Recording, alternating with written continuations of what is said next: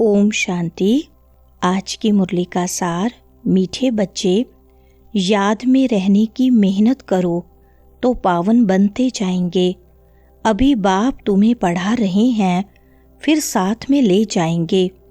प्रश्न है, कौन सा पैगाम तुम्हें सभी को देना है? उत्तर है, अब घर चलना है, इसलिए पावन बनो। पतित पावन बाप कहते हैं, मुझे याद करो तो पावन बन जाएंगे।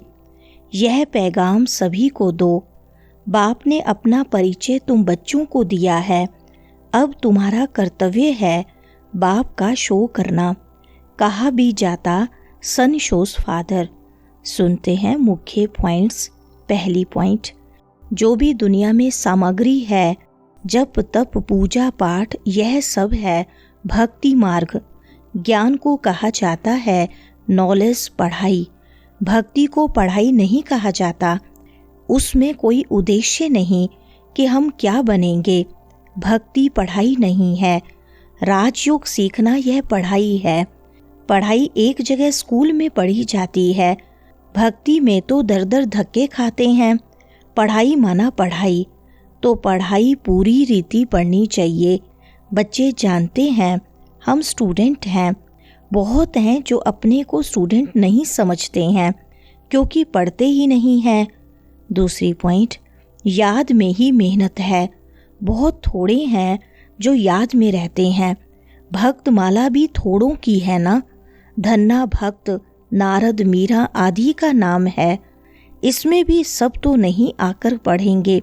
कल्प पहले जिन्होंने पढ़ा है वही आते हैं। कहते भी हैं, बाबा हम आपसे कल्प पहले भी मिले थे, पढ़ने अथवा याद की यात्रा सीखने। अभी बाप आए ही हैं तुम बच्चों को ले जाने। समझाते हैं तुम्हारी आत्मा पतित है, इसलिए बुलाते हो कि आकर पावन बनाओ। तीसरी पॉइंट, बाप पढ़ाते हैं फिर साथ में भी ले जाएंगे। बच्चों को अंदर बहुत खुशी होनी चाहिए। बाप पढ़ा रहे हैं। कृष्ण को बाप नहीं कहेंगे, कृष्ण को पतित पावन नहीं कहेंगे। यह किसको भी पता नहीं कि बाप किसको कहा जाता है और फिर वह ज्ञान कैसे देते हैं। यह तुम ही जानते हो। बाप अपना परिचय बच्चों को ही देते हैं। नए नए कोई से बाप नहीं मिल सकते। बाप कहेंगे सन शोज फादर। बच्चे ही बाप का शो करेंगे। बाप को कोई से भी मिलने बात करने का नहीं है। चौथी पॉइंट, मिलिट्री वालों के लिए भी बाबा ने समझाया है, उनका उद्धार करना है। उनको भी धंधा तो करना ही है, नहीं तो दुश्मन वार कर लेंगे। सिर्फ बाप को याद करना है। गीता में है, जो युद्ध के मैदान में शरीर छोड़ेंगे वह स्वर्ग में जाएंगे, परंतु ऐसे तो जा न सके। स्वर्ग स्थापन करने वाला भी जब आए तभी जाएंगे। स्वर्ग क्या चीज है यह भी कोई नहीं जानते हैं। अभी तुम बच्चे 5 विकारों रूपी रावण से युद्ध करते हो। बाप कहते हैं अशरीरी भव। 5वीं पॉइंट, सर्वशक्तिवान एक बाप के सिवाय कोई को कह नहीं सकते। ब्रह्मा विष्णु शंकर को श्री नहीं कह सकते। आल माइटी एक ही बाप है। वर्ल्ड आल माइटी अथॉरिटी, ज्ञान का सागर, एक बाप को ही कहा जाता है। यह जो साधु संत आदि हैं वह हैं शास्त्रों की अथॉरिटी। भक्ति की भी अथॉरिटी नहीं कहेंगे।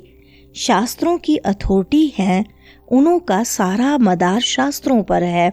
समझते हैं भक्ति का फल भगवान को देना है। भक्ति कब शुरू हुई, कब पूरी होनी है, यह पता नहीं है। 6ठी पॉइंट, भक्त समझते हैं भक्ति से भगवान राजी होगा। भगवान से मिलने की इच्छा रहती है, परंतु वह किसकी भक्ति से राजी होगा? जरूर उनकी ही भक्ति करेंगे तब तो राजी होगा ना। तुम शंकर की भक्ति करो तो बाप राजी कैसे होगा? क्या हनुमान की भक्ति करेंगे तो बाप राजी होगा? दीदार हो जाता है, बाकी मिलता कुछ नहीं है। बाप कहते हैं मैं भले साक्षात्कार कराता हूँ, परंतु ऐसे नहीं कि मेरे साथ आकर मिलेंगे। भक्त भक्ति करते हैं भगवान से मिलने के लिए। कहते हैं पता नहीं कि भगवान किस रूप में आकर मिले, इसलिए उसे कहा जाता है ब्लाइंड फेथ। 7वां पॉइंट, निराकार बाप जब शरीर धारण करे तभी अपना परिचय दे। 5000 वर्ष पहले भी तुमको राज्य भाग्य दिया था, फिर तुमको 84 जन्म लेने पड़े। इसमें कोई बड़ाई की बात नहीं है। ब्रह्मा की बड़ाई तब है जब बाप आकर प्रवेश करते हैं, नहीं तो यह धंधा करता था। इनको भी थोड़ी पता था मेरे में भगवान आएंगे। बाप ने प्रवेश कर समझाया है कि कैसे मैंने इनमें प्रवेश किया, कैसे इनको दिखाया। मेरा सो तुम्हारा, तुम्हारा सो मेरा। देख लो, तुम मेरे मददगार बनते हो अपने तन मन धन से, तो उनकी एवज में तुमको यह मिलेगा। 8वां पॉइंट, बाप को याद करो तो जन्म जन्मांतर के पाप नाश हो जाएं। इस जन्म के पाप भी बताने हैं, याद तो रहते हैं ना, क्या पाप किए हैं, क्या क्या दान पुण्य किया है। श्री कृष्ण का ही नाम है श्याम सुंदर। उनका अर्थ कभी कोई की बुद्धि में नहीं आएगा। नाम श्याम सुंदर है तो चित्र में काला बना दिया है। यह है ही पति दुनिया। अभी तुम बच्चों को ओना है कि हम सावरे से सुंदर बने, उसके लिए तुम बाप की याद में रहते हो। 9वां पॉइंट, श्री कृष्ण के मुरीद कहेंगे जहाँ देखो कृष्ण ही कृष्ण है। अरे जबकि परमात्मा सर्वव्यापी है तो क्यों नहीं कहते जिधर देखो परमात्मा ही परमात्मा है। परमात्मा के मुरीद फिर ऐसे कहते यह सब उनके ही रूप हैं, वही यह सारी लीला कर रहे हैं। भगवान ने रूप धरे हैं लीला करने के लिए, तो जरूर अभी लीला करेंगे ना। परमात्मा की दुनिया स्वर्ग में देखो, वहाँ गंध की कोई बात नहीं होती, यहाँ तो गंदी गंध है। और फिर यहाँ कह देते परमात्मा सर्वव्यापी है। 10वां पॉइंट, कहते हैं शिव ने गंगा लाई, भागीरथ से गंगा निकली, अब पानी माथे से कैसे निकलेगा। भागीरथ कोई ऊपर पहाड़ पर बैठा है क्या जिसकी जटाओं से गंगा आएगी। पानी जो बरसता है सागर से खींचते हैं, जो सारी दुनिया में पानी जाता है। नदियां तो सब तरफ हैं, पहाड़ों पर बर्फ जम जाती है, वह भी पानी आता रहता है, वह फिर कुओं में आता रहता है, वह भी बरसात के आधार पर है। बरसात न पड़े तो कुएं भी सूख जाते हैं। 11वां पॉइंट, तुम बच्चों को कभी भी किसी बात में मूंझना नहीं है, पढ़ाई को कभी नहीं छोड़ना। कई बच्चे संग दोष में आकर रूठकर अपनी पाठशाला खोल देते हैं। अगर आपस में लड़ झगड़ कर जाए अपनी पाठशाला खोली तो मूर्खपना है। रूठते हैं तो पाठशाला खोलने के लायक ही नहीं है। वह देह अभिमान तुम्हारा चलेगा ही नहीं, क्योंकि बुद्धि में तो दुश्मनी है, तो वह याद आएगी। कुछ भी किसको समझा नहीं सकेंगे। वरदान है, न्यारे और प्यारे बनने का राज जानकर राजी रहने वाले राजयुक्त भव। विस्तार है, जो बच्चे प्रवृत्ति में रहते न्यारे और प्यारे बनने का राज जानते हैं, वह सदा स्वयं भी स्वयं से राजी रहते हैं, प्रवृत्ति को भी राजी रखते हैं। साथ साथ सच्ची दिल होने के कारण साहिब भी सदैव उन पर राजी रहता है।